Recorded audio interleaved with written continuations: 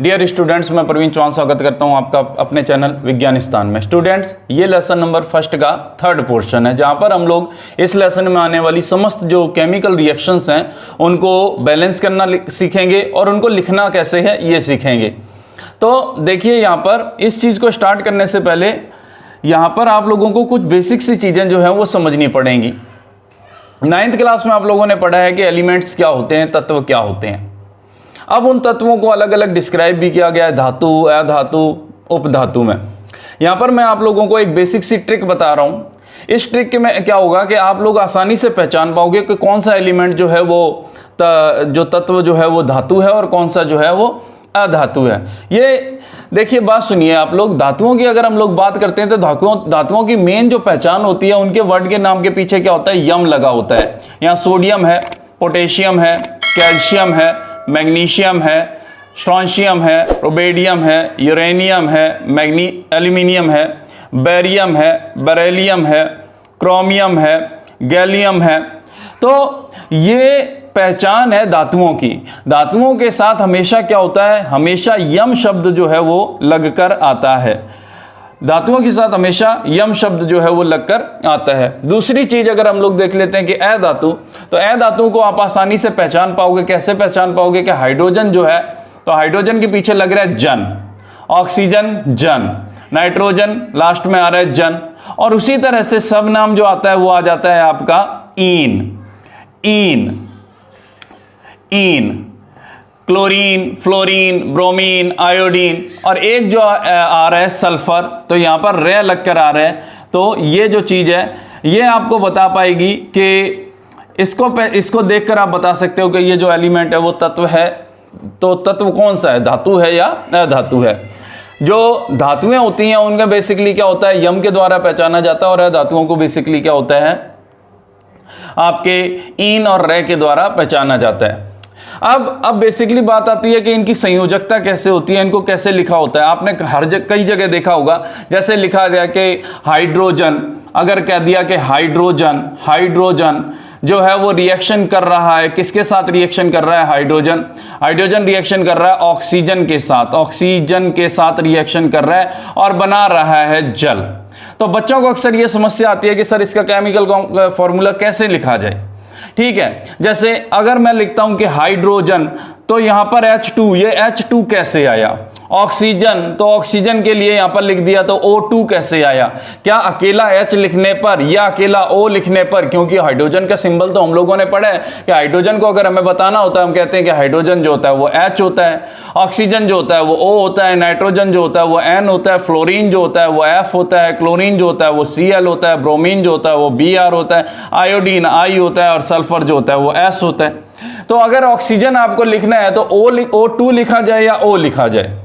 ये बेसिकली जो होता है वो संयोजकता पर डिपेंड करती है चीज। संयोजकता पर ये चीज क्या होती है, डिपेंड करती है। यहाँ हाइड्रोजन और ऑक्सीजन जो है वो रिएक्शन कर रहे हैं, तो ऑक्सीजन O2 लिखी जाए या O लिखी जाए, H लिखी जाए या H2 लिखी जाए।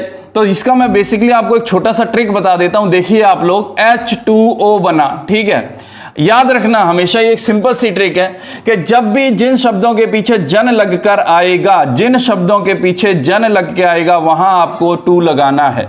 कैसे, जैसे H2, जैसे N2 नाइट्रोजन, जैसे O2, आपको ये लगाना है। अब ये किस बेस पर लगता है ये आपको लेसन नंबर 4 में मैं समझा दूंगा। ठीक है, लेसन नंबर 4 में मैं आपको ट्रिक बता दूंगा कि लेसन नंबर 4 को जब कराऊंगा तो मैं बता दूंगा कि इनकी जो संयोजकता के आधार पर हमने क्या बताया है कि ये 2 लगा है। उसी तरह से जिनके पीछे ईन लगता है, उनके लिए भी हम लोग 2 का यूज करते हैं। जैसे क्लोरीन तो Cl2, bromine Br2, iodine I2, ठीक है, फ्लोरीन F2। तो ये यहां पर क्या है, एक सिंपल सा प्रतीक हो जाएगा, सिंपल सी चीज हो जाएगी। जैसे मैंने आपको कहा कि हाइड्रोजन जो है वो क्लोरीन के साथ रिएक्शन करता है। अब हाइड्रोजन जो है वो क्लोरीन के साथ रिएक्शन करता है, तो आपने लिखा कि हाइड्रोजन जो है वो क्लोरीन के साथ रिएक्शन करता है। ये तो लिख दिया आपने, शाब्दिक समीकरण लिख ली, क्लोरीन के साथ रिएक्शन करता है और हाइड्रोक्लोरिक एसिड बनाता है, हाइड्रोक्लोरिक अम्ल का निर्माण करता है। ये तो आपने शाब्दिक समीकरण लिख दी, लेकिन अगर इसको आप बैलेंस करेंगे, कंकाली समीकरण के रूप में लाएंगे, तो कंकाली समीकरण क्या होती है, पार्ट 1 जरूर देखना, आपको मैंने बताऊंगा कि कंकाली समीकरण क्या होती है। उसमें मैंने आप लोगों को बताया हुआ कंकाली समीकरण स्केलेटन इक्वेशन जो होती है वो क्या होती है। अब हाइड्रोजन को क्या लिखा जाए, H लिखा जाए या H2 लिखा जाए, तो H2 ही लिखा जाएगा। बेसिक सी ट्रिक है कि H2 आएगा।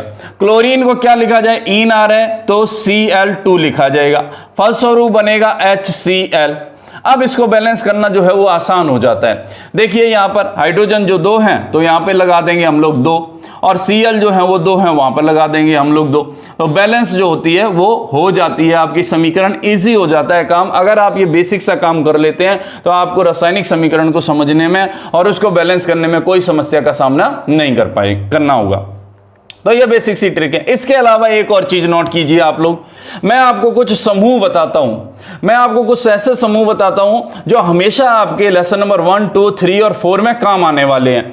ये रेडीमेड समूह समझ लो आप लोग। जैसे जैसे जैसे आ जाता है आपका OH, इसे हम लोग कहते हैं हाइड्रोक्साइड, हाइड्रोक्साइड OH हाइड्रोक्साइड, और OH जो होता है वो -1 का होता है, ठीक है। उसी तरह से एक आ जाता है आपका नाइट्रेट, NO3 नाइट्रेट, ये भी क्या होता है, -1 का होता है। ये जो चीज आ जाती है ये भी क्या होता है, आपका नाइट्रेट आ जाता है। उसी तरह से आपका आ जाता है सल्फेट, SO4, जो सल्फेट है वो -2 रखता है, सल्फेट, सल्फेट।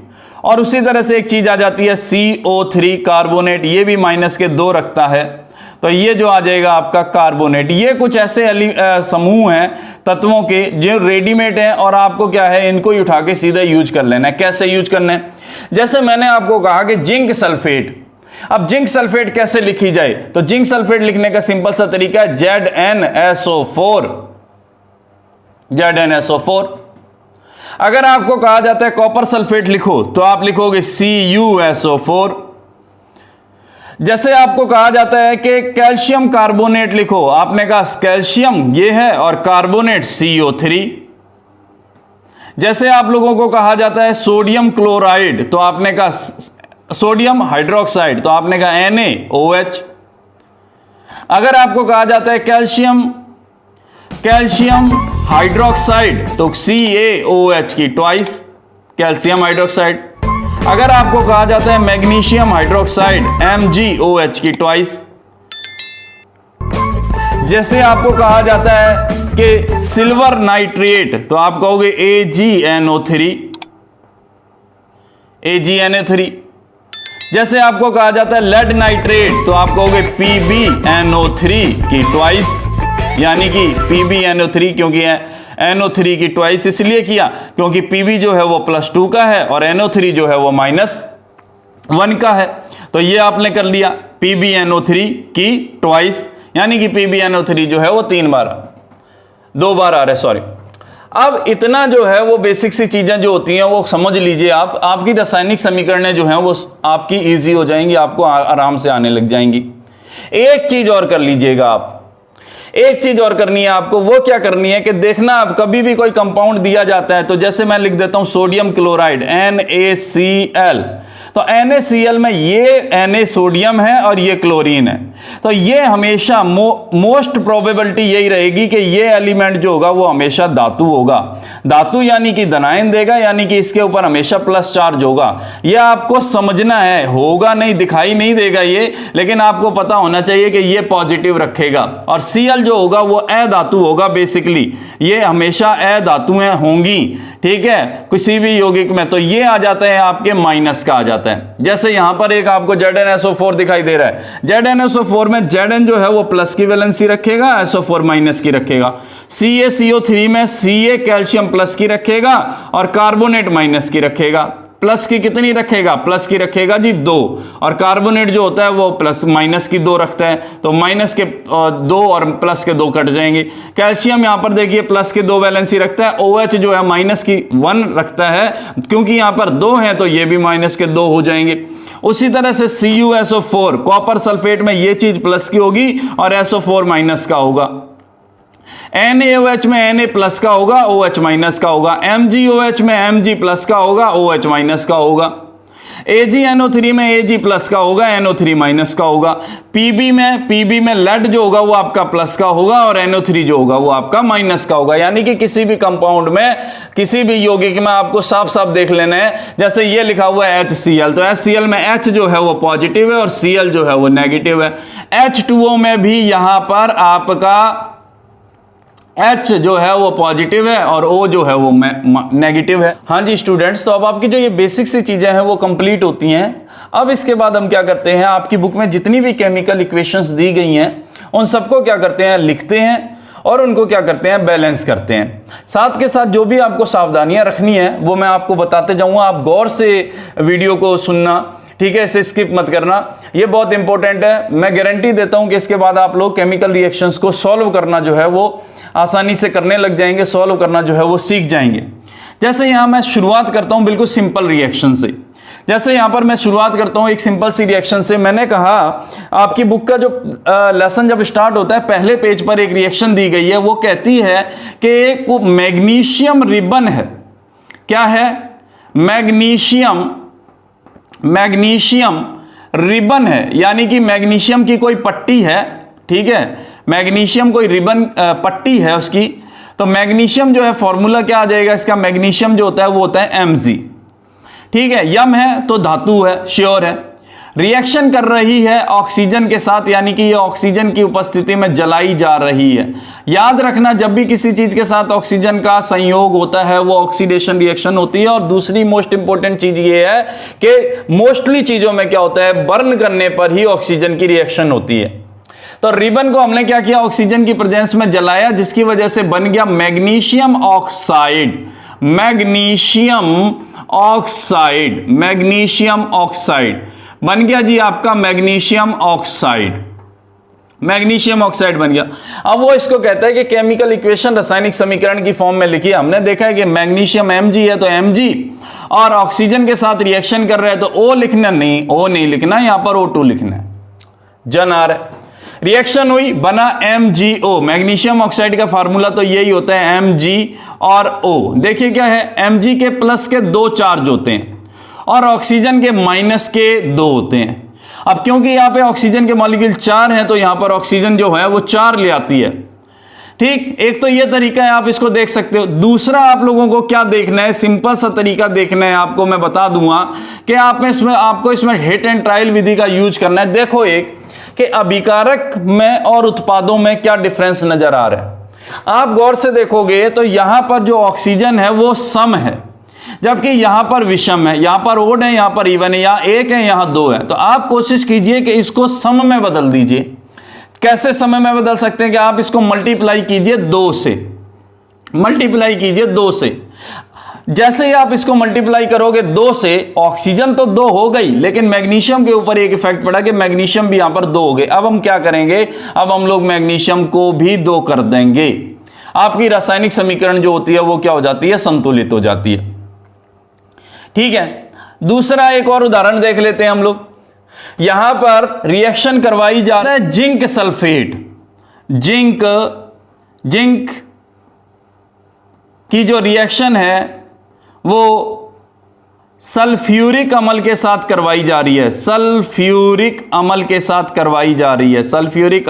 के साथ, जिसकी वजह से आपका क्या है, आपका बनता है जिंक सल्फेट।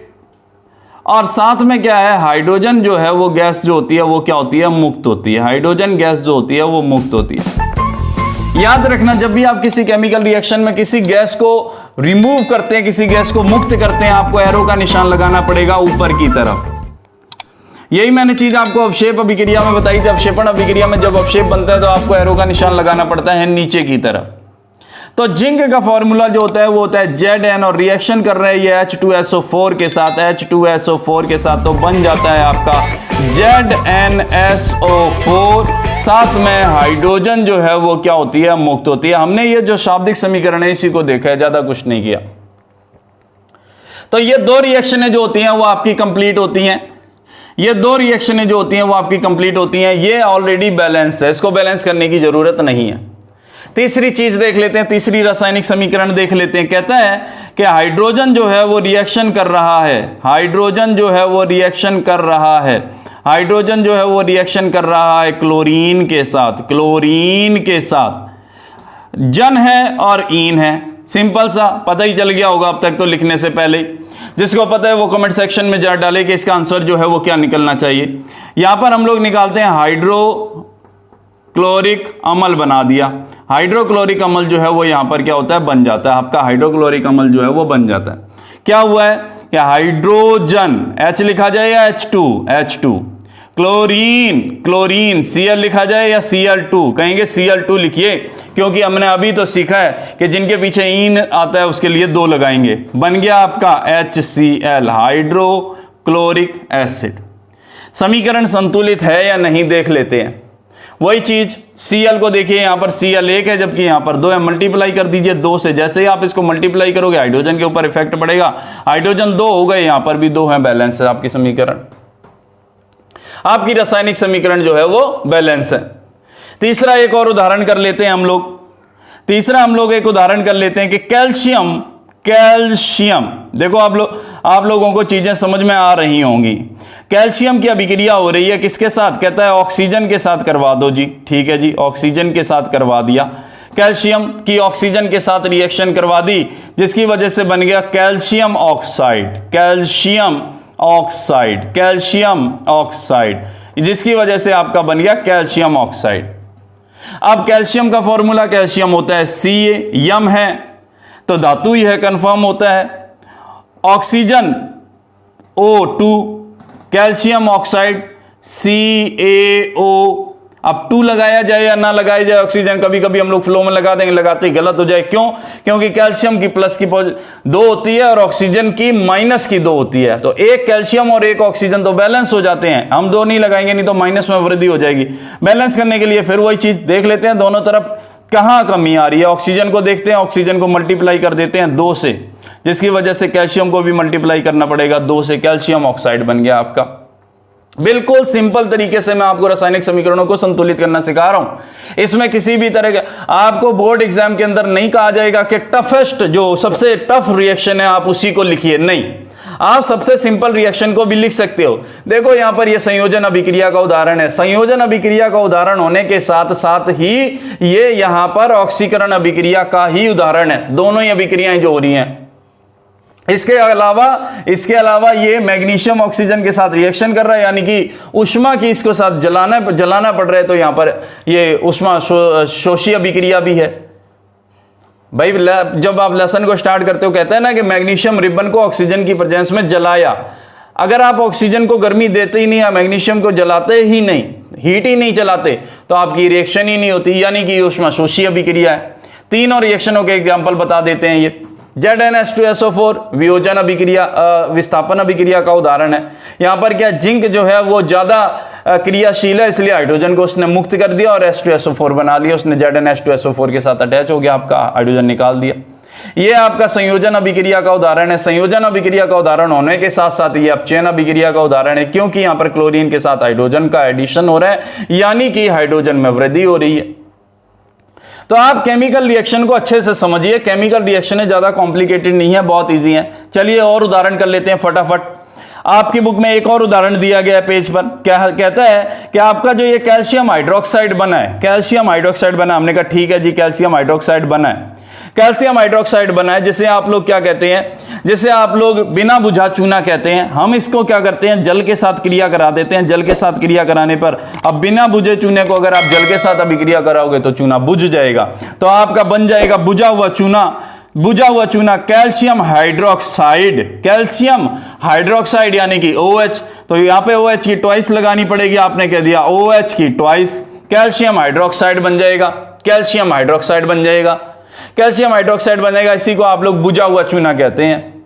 अब इसी को आगे और समझा देता हूं मैं आपको कि calcium hydroxide, calcium hydroxide, calcium hydroxide की रिएक्शन जो है वो CaCO3 के साथ करवाई जा रही है। कैल्शियम हाइड्रोक्साइड की रिएक्शन CaCO3, कैल्शियम हाइड्रोक्साइड की रिएक्शन कार्बन डाइऑक्साइड से कराने पर क्या होगा? कार्बन डाइऑक्साइड से रिएक्शन करवाने पर होगा ये कि बन जाएगा आपका कैल्शियम कार्बोनेट, और साथ के साथ क्या हो जाएगी, आपके वाटर जो होगा वो इवेपोरेट हो जाएगा, वाष्प के रूप में उड़ जाएगा।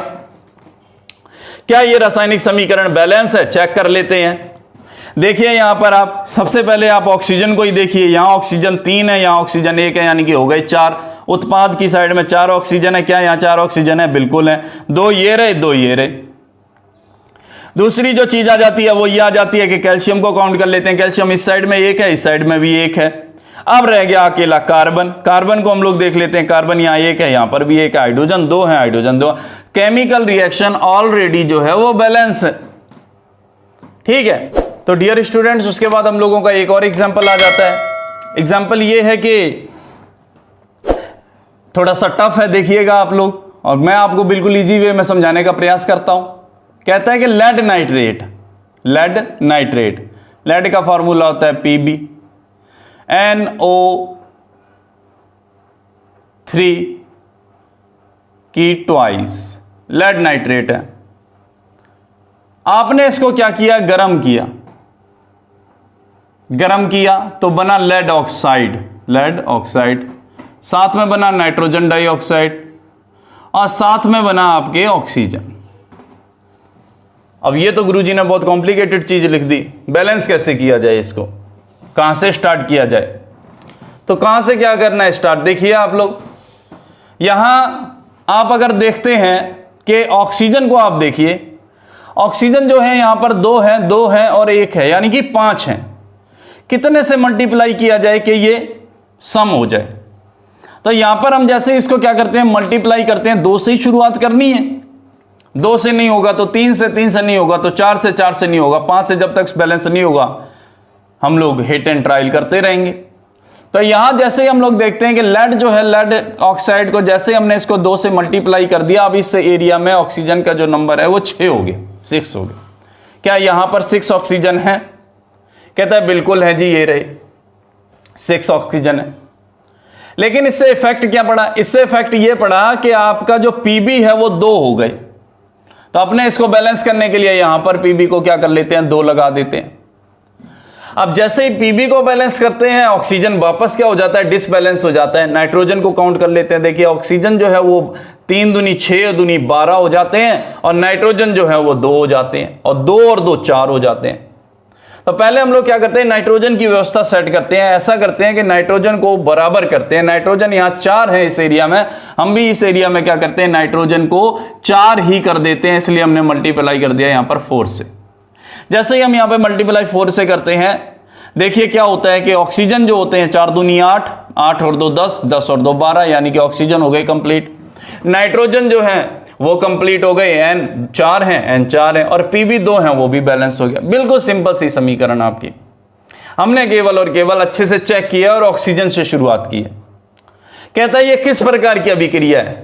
तो हमने स्टार्टिंग में ही बताया कि लेड नाइट्रेट को गर्म किया। गर्म करने का मतलब है कि एरो के निशान के ऊपर आपको इसका सिंबल बताना पड़ेगा या लिखना पड़ेगा। लिखना क्या पड़ेगा? ऊष्मा लिखनी पड़ेगी आपको, ऊष्मा लिखनी पड़ेगी कि हमने लेड नाइट्रेट को ऊष्मा दी, गर्मी दी, जिसकी वजह से ये इसमें कन्वर्ट हो गया। एक और उदाहरण देख लेते हैं हम लोग। FeSO4 को हमने कर दिया गरम। हमने FeSO4 को क्या कर दिया? गरम कर दिया, जिसकी वजह से बन गया Fe2O3। इसके अलावा बन गया जी आपका सल्फर डाइऑक्साइड SO2, और साथ में बन गया सल्फेट SO3। समीकरण को बैलेंस कैसे किया जाए देख लेते हैं। अगर हम यहां देखते हैं तो ऑक्सीजन ऑलरेडी बैलेंस है, 3 दूनी 6, 6 और 8। यहां पर ऑक्सीजन जो है वो 4 ही है। मल्टीप्लाई कर देंगे 2 से। जैसे हम मल्टीप्लाई करते हैं 2 से, ऑक्सीजन जो है वो 4 8 हो जाते हैं। फेरस जो होते हैं वो 2 हैं तो 2 हो जाते हैं, सल्फर 2 हैं तो 2 हो जाते हैं। हो गई आपकी समीकरण बैलेंस। बस आपको एक तरफ ही 2 लगाना, बस आपने इतना ही तो किया कि आपने यहां पर 2 से मल्टीप्लाई कर दी। आप देख रहे हो केमिकल रिएक्शंस जो हैं वो कितनी इजी हैं बैलेंस करना, बहुत ही आसान है। डरते हैं आप फालतू में, बिना मतलब में इनसे डरने की जरूरत नहीं है, बिल्कुल सिंपल सी होती है। आप 2 बार 3 बार वीडियो को देखिए, अपने आप प्रैक्टिस कीजिए, आपकी रासायनिक समीकरणें बैलेंस होने लग जाएंगी। चल के कहेंगी कि जी मुझे बैलेंस कर दो, मैं बैलेंस होना चाहती हूँ। बिल्कुल सिंपल है, घबराने की चीज नहीं है। नेक्स्ट जो आ जाता है वो एक क्वेश्चन है आपका, उसको हम लोग थोड़ा सा रुक के करेंगे। क्वेश्चन क्या है देखिए, कहता है कोई चमकदार चीज है, कोई चमकदार पदार्थ है या चीज है या तत्व है, और हमने उसको जब क्या कर दिया, गर्म कर दिया। हमने उसको क्या कर दिया, जब गर्म कर दिया तो वो चमक, उसकी जो चमक है वो चली गई और वो गहरे भूरे रंग का हो गया, गहरा भूरा हो गया। बताओ क्या हो सकता है। अब ये हमने अगर एक्सपेरिमेंट किया हो तब तो समझ में आए, हमने एक्सपेरिमेंट तो किया नहीं, हमने तो बुक में ही देखा। अब कैसे आप बता सकते हो, तो सुनिए मेरी बात। यहां पर ये चमकदार तत्व की जिसकी बात कर रहे हैं ना, ये कॉपर है, तांबा है ये, और उसने कुछ नहीं किया, इसने ऑक्सीजन के साथ रिएक्शन करवा दी इसकी, जिसकी वजह से बन जाता है कॉपर ऑक्साइड। बैलेंस करने के लिए यहाँ पर ऑक्सीजन 2 है, यहाँ पर 1 है, हम बैलेंस करने के लिए यहाँ पर 2 लगा देते हैं, जिसकी वजह से हमें यहाँ पर भी 2 लगानी पड़ेगी। ये है वो चमकदार पदार्थ। कौन सा पदार्थ है, कॉपर, जिसकी वजह से बना कॉपर ऑक्साइड। यानी कि यहां पर कॉपर का क्या हुआ है, ऑक्सीकरण हुआ है। आप ये भी कह सकते हैं कि कॉपर ने ऑक्सीजन के साथ रिएक्शन की है। आप ये भी कह सकते हैं कि कॉपर के साथ ऑक्सीजन का संयोग हो रहा है, अर्थात कॉपर का ऑक्सीकरण हो रहा है।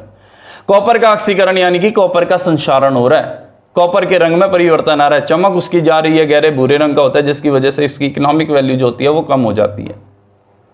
तो ये उदाहरण हो सकता है। आपने इसको गर्म किया है तो गर्म करने के लिए तो भैया बताना पड़ेगा कि आपने इसको क्या किया है, गर्म किया। अगर आप ये नहीं बताओगे तो क्या हो जाएगा, गड़बड़ हो जाएगी, आपके नंबर कट जाएंगे। हाँ जी, उसके बाद नेक्स्ट उदाहरण जो आ जाता है वो आ जाता है आपका, कहता है कि silver chloride AgCl, silver chloride को उसने क्या किया, सनलाइट में रख दिया। सनलाइट में यानी कि सूर्य के प्रकाश की उपस्थिति में रख दिया, जिससे Ag सिल्वर अलग हो गया और क्लोरीन जो हो गया वो अलग हो गया। क्लोरीन ईन लगा दिया मैंने, 2 लगा दिया। तो बैलेंस करने के लिए हमने क्या कर दिया, यहां पर देखा तो 2 लगाना पड़ा, जिसकी वजह से Ag बैलेंस। उसी तरह से एक और रिएक्शन है सिल्वर ब्रोमाइड की AgBr की, सिल्वर ब्रोमाइड। तो हमने इसको जब सूर्य के प्रकाश की उपस्थिति में रखा, फोटोलाइसिस कराया, इसका प्रकाश अपघटन कराया, तो Ag बना और ब्रोमीन यानी कि Br2 बना। बैलेंस करने के लिए यहाँ पर 2 लगाना पड़ेगा, तो यहाँ पर भी 2 लगाना पड़ेगा। तो इस तरह से ये केमिकल रिएक्शन आपकी बैलेंस हो जाती है। Zn जिंक की रिएक्शन जो है वो कॉपर सल्फेट के साथ करवाई जा रही है, CuSO4 के साथ करवाई जा रही है। Zn की रिएक्शन CuSO4 से करवाई जा रही है। रिजल्ट आ रहा है आपका ZnSO4 और कॉपर। यह विस्थापन अभिक्रिया का उदाहरण रहेगा, कहता है इसको बैलेंस कीजिए। तो हम लोग देखते हैं कि विस्थापन में होता किसका विस्थापन। मैंने आपको बताया था धातुएं हमेशा पॉजिटिव आयन रखती हैं, इसमें भी कंपाउंड है, ये पॉजिटिव ये नेगेटिव, तो पॉजिटिव की जगह पर ही पॉजिटिव जाएगा, जिसकी वजह से ZnSO4 बनेगा और साथ के साथ कॉपर बनेगा। यही आपकी बुक में एक क्वेश्चन भी दिया गया है कि क्या होता है जब कॉपर सल्फेट के सॉल्यूशन में लोहे की कील डाली जाती है तो क्या होता है, कलर चेंज हो जाता है। कॉपर सल्फेट का विलयन है, कॉपर सल्फेट का विलयन होगा CuSO4। क्या डाला जा रहा है, लोहे की कील डाली जा रही है, यानी कि Fe डाला जा रहा है। विस्थापन हो जाएगा, विस्थापन होने का मतलब हो जाएगा कि FeSO4 और साथ के साथ आपका कॉपर जो होगा बाहर है। अभी इसका जो रंग है वो नीला रंग है, लेकिन बाद में इसका क्या हो जाएगा, रंग जो होगा वो हल्का भूरा हो जाएगा, क्यों, इसका रंग परिवर्तन हो गया, इसके बाद नेक्स्ट रिएक्शन देख लेते हैं। कहता है कि कॉपर रिएक्शन कर रहा है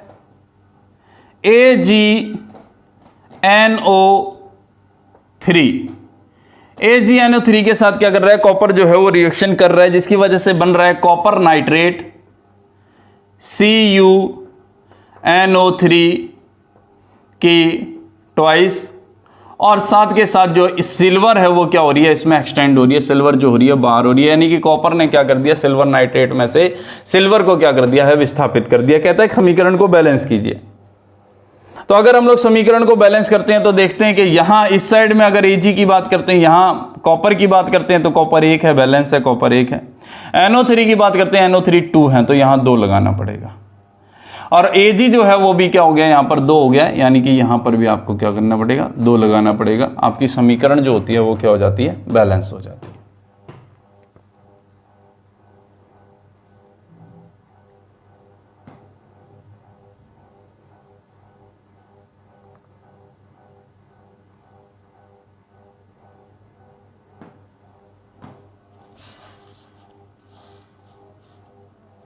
इसके बाद एक रिएक्शन आती है कि AgNO3 सिल्वर नाइट्रेट जो है वो रिएक्शन कर रहा है सोडियम क्लोराइड से, NaCl से रिएक्शन कर रहा है। ये पॉजिटिव है, ये नेगेटिव है, ये पॉजिटिव है, ये नेगेटिव। पॉजिटिव की जगह पर पॉजिटिव चला जाएगा, विस्थापन द्विविस्थापन अभिक्रिया का उदाहरण है ये। तो बनेगा AgCl बन जाएगा, और साथ के साथ बन जाएगा NaNO3 सोडियम नाइट्रेट बन जाएगा, और सिल्वर क्लोराइड बन जाएगा। बैलेंस कर लेते हैं, देख लेते हैं। Ag इस साइड में भी एक है, इस साइड में भी एक है, Cl एक साइड में एक है, NO3 बैलेंस है समीकरण। तो स्टूडेंट्स यहां पर हम लोगों ने इन रासायनिक समीकरणों का उदाहरण लिया, और इन रासायनिक समीकरणों को हम लोगों ने क्या किया है, संतुलित किया है। यहां आपके लेसन नंबर 1 के जो मेन पार्ट हैं, 1 है, 2 है और 3 है, वो क्या होता है, कंप्लीट होता है।